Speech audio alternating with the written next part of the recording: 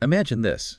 Particles may be light years apart, yet they seem to react to each other instantly, like instantaneous. What if that phenomenon, quantum entanglement, is actually hinting at something?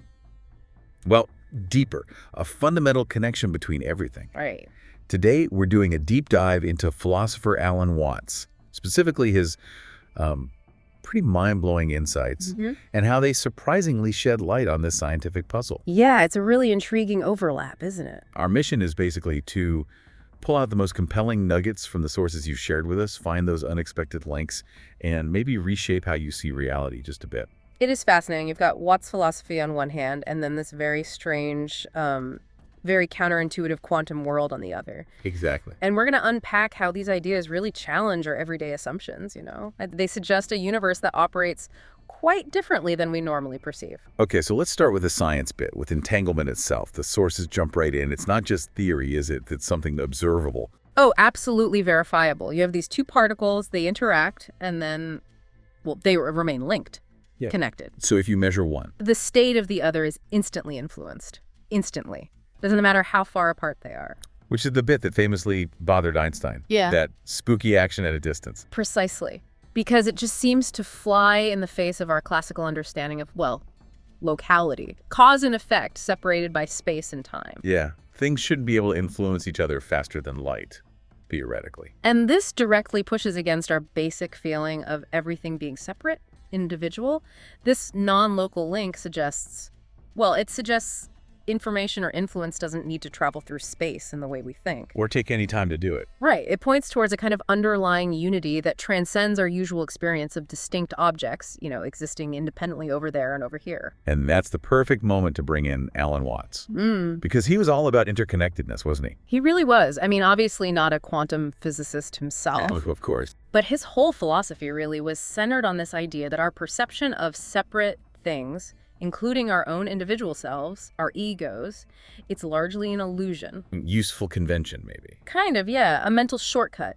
He argued the universe isn't just a collection of bits and pieces, but a single, unified process. His classic example. A wave isn't really separate from the ocean. Ah, I like that. And that connects directly to entanglement. Well, it's a striking parallel. Watts emphasizing the illusion of the separate ego, the fundamental unity of self and other. It just echoes strangely with entanglement. Yeah, so? Because entangled particles, they sort of lose their individual status. They exist in this shared quantum state. They become, you could say, one system. Okay. So Watts' philosophy suggests maybe what we see as separate people, separate objects, or just different ripples, different expressions of one underlying reality. And some sources mention modern research, like in consciousness studies, exploring similar ideas, interconnectedness, non-local effects, maybe even in brain activity. So Watts had this great phrase for it all.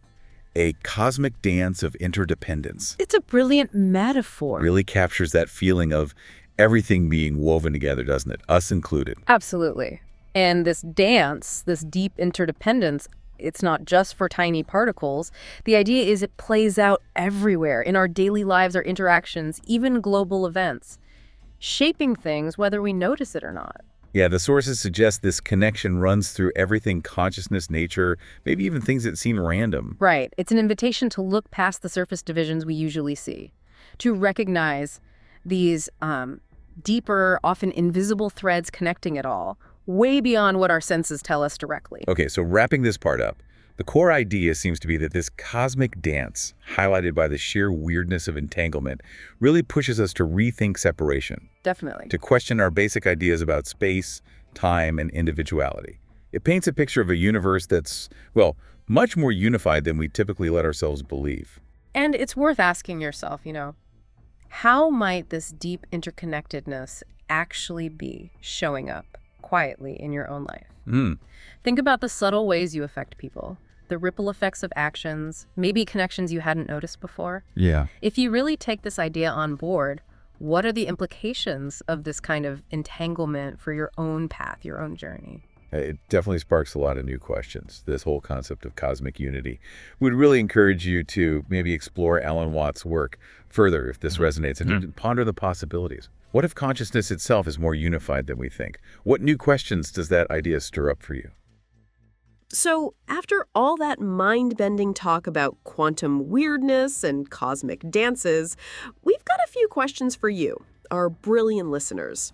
Yeah, really chew on these. First off, have you ever felt that totally inexplicable connection with someone or something? The kind that just laughs in the face of distance or like the very concept of time. Like you knew your friend was about to text you about that weird dream they had, even though they live 3 states away? Spooky, right?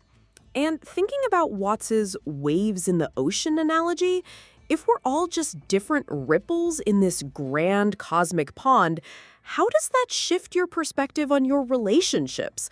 Does it make you want to hug your grumpy neighbor? Or at least understand why they're so ripply? Exactly. And if this whole separation is an illusion thing is actually true, and let's be honest, that's a wild thought, what new doors does that swing open for your own personal growth, for your journey of self-discovery? Does it mean you can finally blame your bad hair day on the collective consciousness? Just kidding. Mostly. So, if any of that resonated with you, if it tickled your brain in just the right way, please hit that like button. It helps us know we're not just talking to ourselves in a padded room. And definitely share this video with someone who needs to hear this mind-expanding message. Maybe that friend who's always saying, there's got to be more to it. This is their more to it. And we love hearing from you. So comment below with your biggest aha moment about interconnectedness after watching this. What was your personal cosmic download? Don't you dare stop here, folks. Your journey of discovery is literally just getting warmed up. We've got more brain-tingling content waiting for you. Just click on one of the videos popping up on your screen right now to keep exploring the mysteries of the mind, the universe, and your own incredible potential.